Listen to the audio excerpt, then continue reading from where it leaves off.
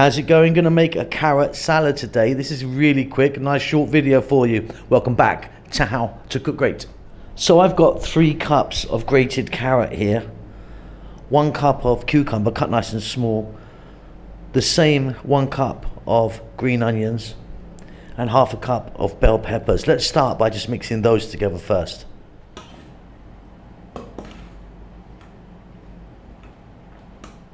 I'm gonna add some salt. I'm using this Himalayan pink stuff, black pepper. Then we're going to add some oil. I'm using an avocado oil, a couple of tablespoons of that stuff there. Then I've got 1 lemon that I'm going to squeeze in the mix.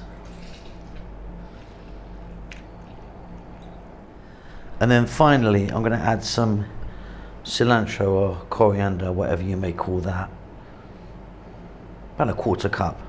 And then I'm going to add some dried fruit. I've got some like 2 tablespoons of raisins. Sometimes I put apricots in this, which is really nice as well, dried apricots. Little mix, that's a happy salad.